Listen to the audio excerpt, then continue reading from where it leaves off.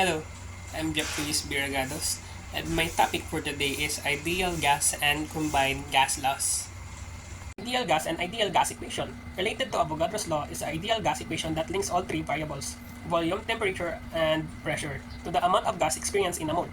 An ideal gas is a theoretical gas which satisfies the assumption of kinetic molecular theory. The ideal gas law mathematically stated as PV equals to nRT.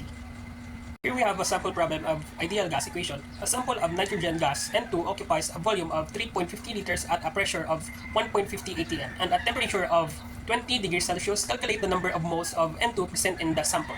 Use R equals to 0.0821 and L times atm over mole times K. So here is a step-by-step solution. First, convert the temperature to Kelvin. The temperature is given in the Celsius, but the ideal gas law requires the temperature to be in Kelvin. To convert, add 273.15 to the Celsius temperature. T equals to 20 degrees Celsius plus 273.15 equals to 293.15 Kelvin. Identify the non-variables. P equals to 1.50 atm, V equals to 3.50 liters, R equals to 0.0821, T equals to 293.15. Solve for n number of moles. Rearrange the ideal gas law equation to solve for n equals to PV over RT. Substitute the values and calculate n equals to 1.50 atm times 3.50 L over 0.0821 L times atm over mole times K times 293.15 K. So our n equals to 0.218 mole. Therefore, approximately 0.218 moles of N2 are present in the sample. P, V, and RRT values. P equals to 1.50 atm, V equals to 3.50 L liters, N equals to 0.218 moles, R equals to 0.0821 L times atm over mole times K, T equals to 293.15 K. So our nRT is 0.18 moles times 0.0821 L times atm over mole times K, 293.15 K equals to 15.21 L times atm. Here we have another example of ideal gas equation. A sample of oxygen gas O2 at 0 degrees Celsius and 1 atm pressure occupies a volume of 2 liters. What is the number of moles of oxygen gas present? Use R equals to 0.0821 L times atm over mole times K. Identify the non-variables. P equals to 1 atm, V equals to 2 liters, R equals to 0.0821 L times atm over mole times K. T equals to 0 degrees Celsius equals to 273.15 Kelvin. Remember to convert the Celsius to Kelvin by adding 273.15. Solve for n number of moles using the ideal gas law. PV equals to nRT, n equals to PV over RT. So n equals to 1 atm times 2 liters over 0.0821 L times atm over mole times K times 273.15 K. So equals to 0.0892 mole. So let's calculate the nRT. nRT equals to 0.0892 mole times 0.0821 L times atm over mole times K times 273.15 K equals to 2 liters times atm. And PV and nRT values. P equals to 1 atm, V equals to 2 liters, and nRT equals to 2 liters times atm. Approximately the answer. Combined gas laws. The gas laws of Boyle, Charles, and Gay-Lussac can combine into a single equation to examine the behavior of constant amount of gas when the three gas conditions are changed.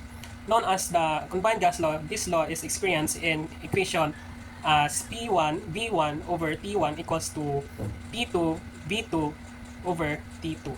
And where P1 first pressure, P2 second pressure, V1 first volume, V2 second volume, T1 first temperature, and T2 second temperature. And here we have a combined gas law sample problem. A balloon's volume is 2.50 liters at 20 degrees Celsius and 1 atm.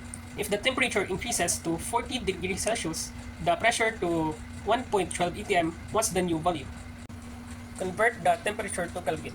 Initial temperature T1 equals to 20 degrees Celsius plus 273.15 equals to 293.15 Kelvin. Final temperature T2 equals to 40 degrees Celsius plus 273.15 equals to 313.15 Kelvin. State the combined gas law. P1 V1 over T1 equals to P2 V2 over T2. Identify the non-variables. P1 equals to 1 ATM, V1 equals to 2.50 liters, T1 equals to 293.15 Kelvin, P2 equals to 1.12 ATM, T2 equals to 313.15 Kelvin. Solve for V2 final volume. Rearrange the combined gas law equation to solve for V2 equals to P1 V1 T2 over P2 T1. Substitute values and calculate V2. V2 equals to 1 ATM times 2.50 liters times 313.15 Kelvin over 1.12 ATM times 293.15 Kelvin. V2 equals to 2.36 liters. Therefore, the new volume of the balloon is approximately 2.36 liters. Here we have another example of combined gas law. A gas sample has a volume of 2 liters at 27 degrees Celsius and 0.50 ATM. If the volume is compressed to 1 liter and the pressure is increased to 1 ATM, what is the final temperature of gas in degrees Celsius? Identify the non-variables. V1 equals to 2 liters, T1 equals to 27 degrees Celsius equals to 300.15 Kelvin. Remember to convert to Kelvin. And P1 equals to 0.50 ATM, V2 equals to 1 liter, and P2 equals to 1 ATM. We need to find the final temperature, which is T2 in the degrees Celsius. So let's apply the combined gas law. Combined gas law equation is P1 V1 over T1 equals to P2 V2 over T2. So let's solve for T2. Rearrange the equation to solve for T2. So T2 equals to P2 V2 T1 over T1 and V1. So substitute the non-variables and calculate. T2 equals to 1 ATM times 1 liter times 300.15 Kelvin over 0.50 ATM times 2 liters. So our T2 is equals to 300.15 Kelvin. So convert Kelvin back to Celsius. T2 equals to 300.15 Kelvin minus 273.15 equals to 27 degrees Celsius. So the final temperature of the gas will be 27 degrees Celsius. Note that in the specific instance, the final temperature is the same as the initial temperature. This is due to the compensatory effects of the changes in the pressure and volume. The Dalton's law of partial pressure.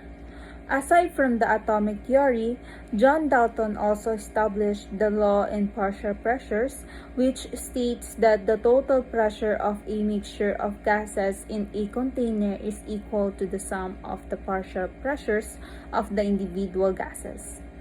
This law is expressed in an equation as Pt equals P1 plus P2 plus P3. And so on, where Pt is the total pressure exerted by the mixture of gases. P1, P2, and so on are the partial pressure of the gases and in the mixture of n gases. Sample problem. A mixture of nitrogen 2 and hydrogen 2 gases to be used for ammonia production exerts a pressure of 2.5 atm if the mole fraction of nitrogen 2 in the mixture is 0.67. What are the individual pressure exerted by each gas in the mixture? The problem is to figure out the individual pressures of the nitrogen and hydrogen gases within the container. What to find? First, the pressure of nitrogen gas. Second, the partial pressure of hydrogen. And third, total pressure of the gas mixture. And solution 1, find the partial pressure of nitrogen using the formula.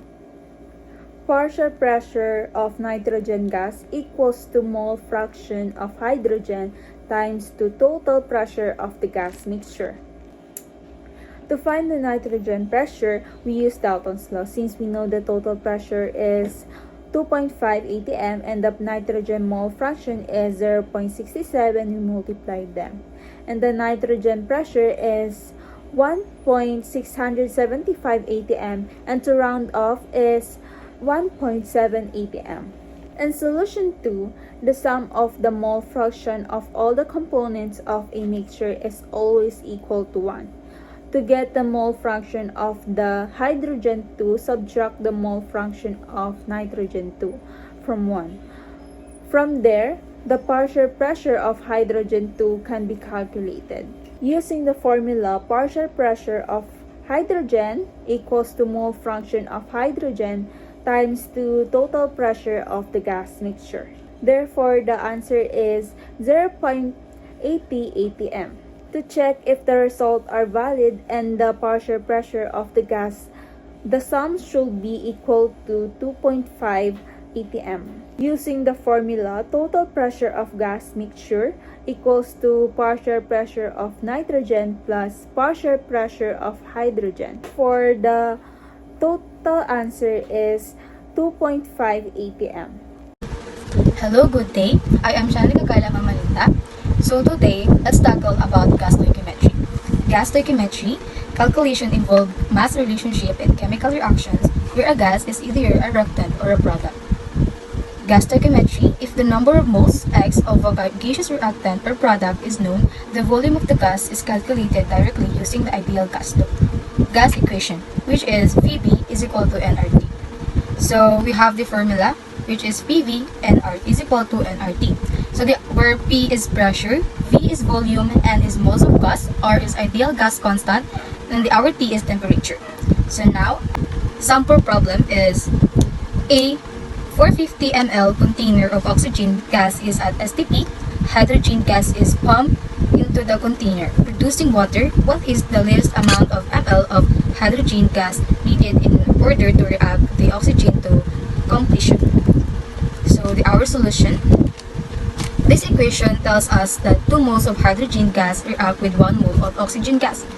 So use the ideal gas law to find the moles of oxygen at STP, which is standard, temperature, and pressure.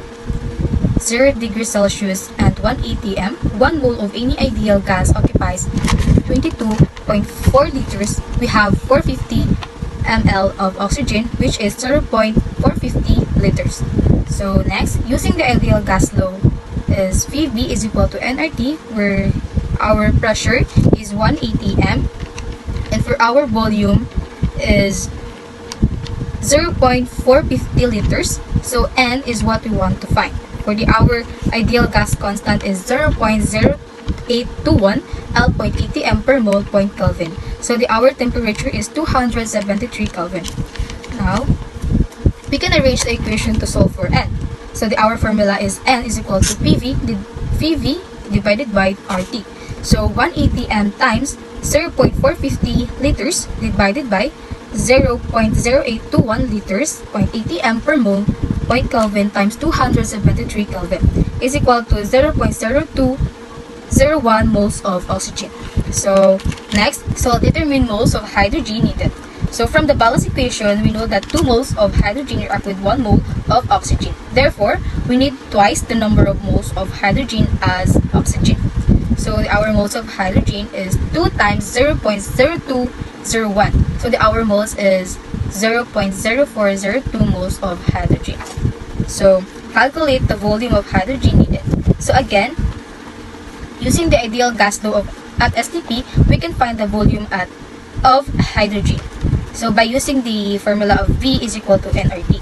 So 0.0402 moles times 0.0821 L liters, 0.80 per mole, point Kelvin, divided by 1 atm is equal to 0.900 liters. For the converting with the liters, so 0.900 liters times 1,000 milliliters per liters is equal to 900 milliliters. So that is our 2 sample problem and solution. So that is our tackle for today. Hi everyone, my name is Baimala S. Mangko, and I will discuss about effusion and diffusion of Graham's law. So first, Scottish chemist Thomas Graham formulated his law of effusion, which states that the rate of effusion or diffusion of a gas is inversely proportional to the square root of its molar mass.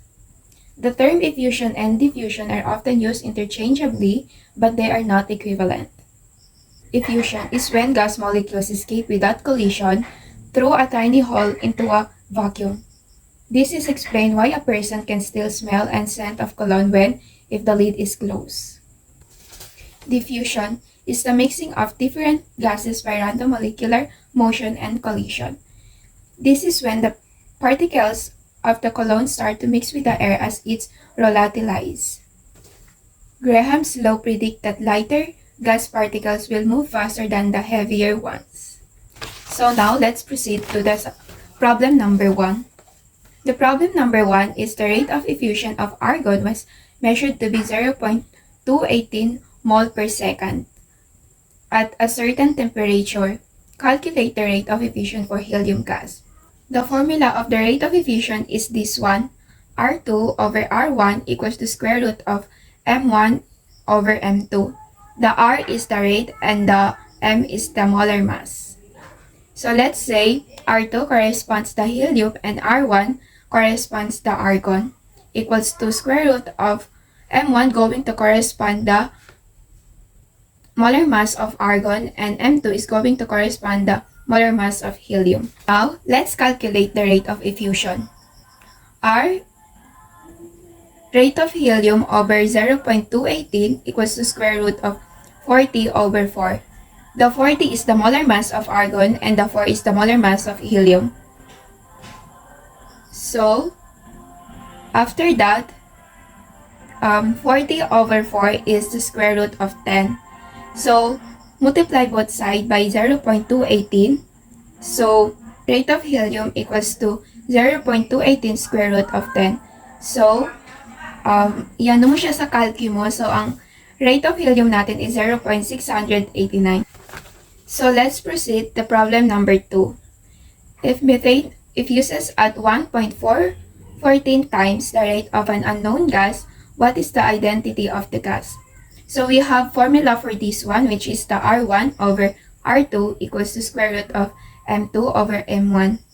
So R1 is the correspond the methane and the R2 is the unknown gas, equals to square root of molar mass of X, which is the unknown gas, over molar mass of methane.